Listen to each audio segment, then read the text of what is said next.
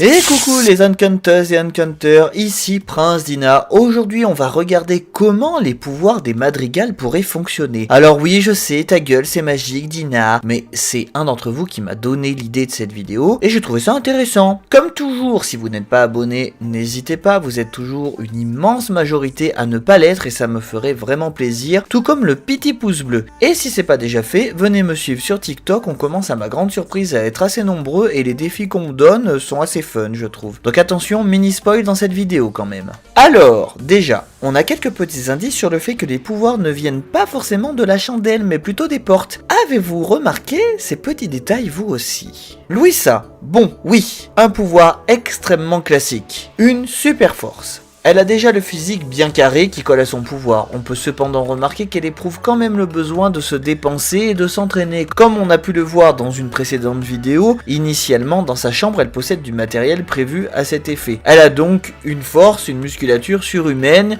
ça ne s'explique pas de milliers de façons. Dolores, pareil, là rien d'extrêmement magique, elle a simplement une ouïe surdéveloppée, comme la chauve-souris par exemple, sûrement un peu plus d'ailleurs. Son pouvoir est l'un des seuls qui pourrait presque, je dis bien presque, être simplement physique. Antonio, là on a un pouvoir qui est plus intéressant que ce qu'il n'y paraît. On sait qu'il peut comprendre les animaux et s'en faire comprendre. Cependant, on peut aussi remarquer que quand il récupère son pouvoir, il les attire aussi vers lui, sans vraiment le contrôler. Et je dirais même qu'ils paraissent gagner en intelligence quand ils sont sous son emprise, si j'ose dire. Sont-ils vraiment 100% consentants d'ailleurs?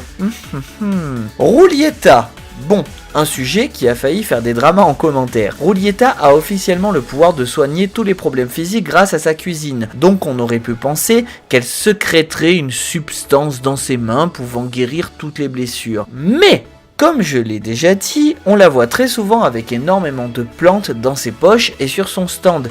Et non, je suis persuadé que ce ne sont pas des épices au vu de nombre. Et on la voit aussi assez souvent avec des petites fioles dont elle semble vraiment prendre soin, même après la destruction de la maison. Donc une immense connaissance des plantes médicinales, de la sécrétion magique, un peu des deux. Mystère. J'aimerais bien connaître vos théories parce qu'on le veuille ou non, ce pouvoir est plus complexe qu'il n'y paraît. Peppa. Pour Peppa, ses émotions contrôlent la météo. Bon, mais si on fait un peu attention, c'est surtout des nuages que l'on voit, donc de l'eau dans l'air dont il est question. Quand elle est en colère, il y a de l'orage. Quand elle est heureuse, il n'y en a pas. Quand elle est fière de son fils, il y a un arc-en-ciel au-dessus d'elle, ce qui n'est ni plus ni moins que des fines particules d'eau dans l'air traversées par des rayons de soleil. On apprend cependant qu'elle serait capable de déclencher un ouragan, à voir à quel degré. Il s'agit selon moi du pouvoir qui est plus une malédiction qu'un réel don. Bruno, ah là là, sacré Bruno. Paradoxalement, la chanson où il se fait démonter est la chanson qui a fait sa popularité. Son pouvoir crée des visions du futur animées qui seront imprimées sur des plaques, détail qui n'est important que pour l'intrigue du film, pour que Mirabel la trouve. Ce qui est étrange, c'est qu'il a besoin d'un réel rituel pour son bon fonctionnement. Un cercle de sable, des bougies, de l'espace, bref. Il doit faire apparaître une forme d'image du futur formée par du sable via une forme de faille spatio-temporelle. Et là, on pourrait retrouver l'utilité du sable qui se transformerait comme s'il était chauffé pour devenir une plaque de verre ou de jade verte. Isabella, bon, officiellement, elle fait pousser des fleurs. On est d'accord. Mais on apprend plus tard qu'elle peut aussi créer des cactus, des lianes, des mauvaises herbes imposantes et même de quoi se déplacer d'ailleurs. Et donc que son pouvoir est vraiment plus puissant qu'il n'y paraît. Car au départ, elle ne crée exclusivement que des fleurs pour paraître féeriques, féminines, parfaites. Mais ce qui nous prouve sa puissance, c'est qu'elle n'accélère pas la pousse d'une graine ou d'une plante déjà existante. Non, elle crée carrément des végétaux à partir de rien. Et si ce sont de vrais d'ailleurs, elle crée la vie. Parce que, alerte spoiler, les végétaux sont des êtres vivants. Ce qui ne vous rappelle rien? Et oui, si vous avez vu ma précédente vidéo sur les pouvoirs et personnages supprimés, Isabella pouvait donner vie aux pommes de terre. À l'instar d'Elsa, qui a créé les mini chamallows, et Olaf, qui ont une réelle vie, une réelle personnalité. Camilo, pouvoir simple me dites-vous?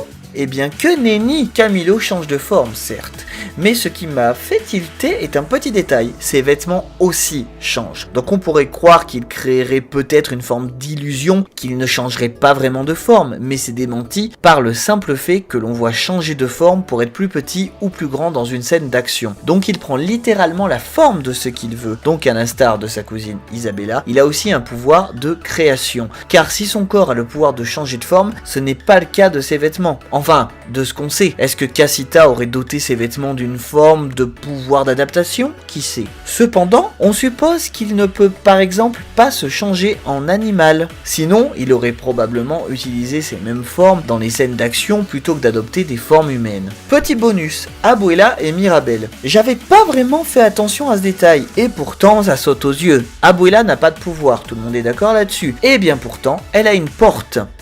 Bon, pas de secret derrière cette découverte, on sait déjà qu'Abuela est la gardienne du miracle, ce qui est un pouvoir passif en soi. Qui sera à la fin du film aussi confié, si j'ose dire, à Mirabel quand elle apparaîtra elle aussi sur la porte familiale. Et voilà, j'espère que cette vidéo vous a plu, je suis curieux de savoir en commentaire vos explications et vos théories à vous. N'oubliez pas le pouce bleu si vous avez trouvé tout cela intéressant, on se retrouve très bientôt, bisous bisous.